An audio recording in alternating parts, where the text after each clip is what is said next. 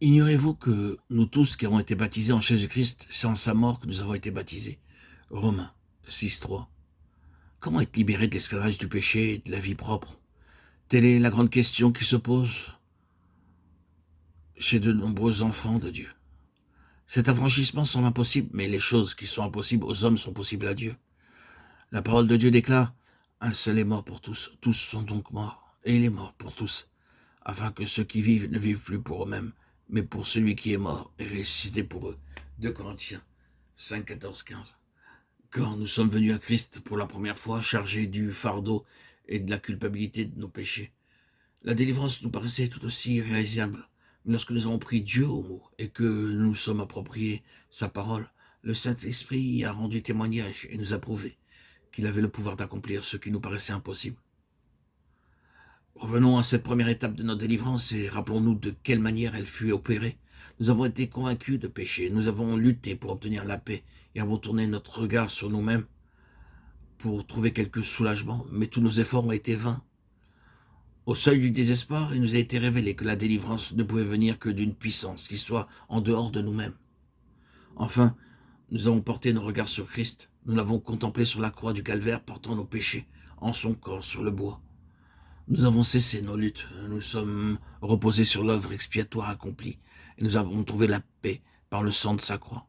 Le Saint-Esprit a rendu ce précieux sang efficace pour notre âme, et nous n'avons plus aucune conscience de nos péchés. Hébreux 10.2. La chose impossible est devenue un fait accompli, justifié par la foi. Nous avons réalisé que nous avions la paix avec Dieu. Romains 5.1. La vie nouvelle, issue de Dieu, nous a été communiquée par le Saint-Esprit. Et il a rendu témoignage à notre esprit que nous étions enfants de Dieu. Romains 8.16. Ces expériences successives se répètent d'une manière claire et précise lorsque Dieu nous amène à connaître la délivrance de l'esclavage du moi et du péché. L'Esprit de Dieu commence par nous convaincre de la servitude du péché et de l'exécrabilité de la vie propre. 1 Corinthiens 3.1.3. Nous luttons pour vaincre nos péchés et nous libérer nous-mêmes. Nous crions à Dieu et cependant la victoire semble de plus en plus problématique. L'ennemi nous suggère « ce n'est pas pour toi » ou « la délivrance n'existe pas ».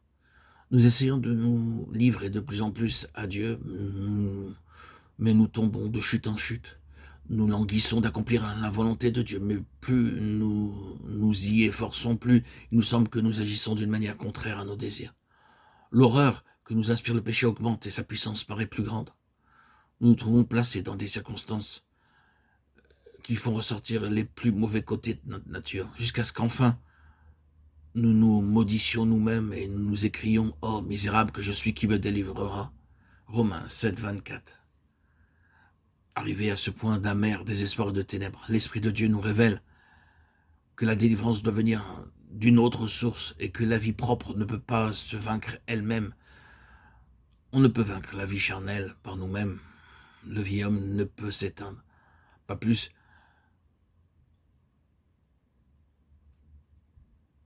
que notre vie charnelle. La vie de la chair ne peut vaincre le péché. L'Esprit de Dieu nous ramène alors au calvaire et projette sa lumière sur tout ce qu'implique la mort du Seigneur pour la délivrance de ceux qui se confient en lui. Il nous conduit à la parole de Dieu. Un seul est mort pour tous, tous donc sont morts. 2 Corinthiens 5, 14. Nous comprenons maintenant que le Sauveur a porté le pécheur sur la croix, et non pas seulement ses péchés, qu'en lui nous sommes morts au péché, et à l'ancienne vie crucifiée, toujours livrés à la mort pour l'amour de Jésus, afin que la vie de Jésus soit manifestée. 2 Corinthiens 4, 11.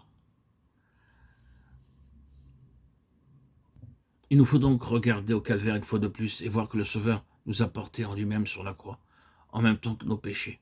Romains 6, 3, Galates 2, 20.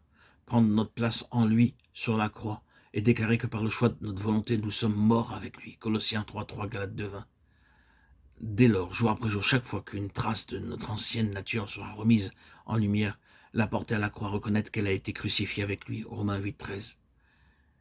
Et enfin, compter toujours, continuellement, en permanence, sur Christ vivant en nous, pour manifester sa vie d'une manière continue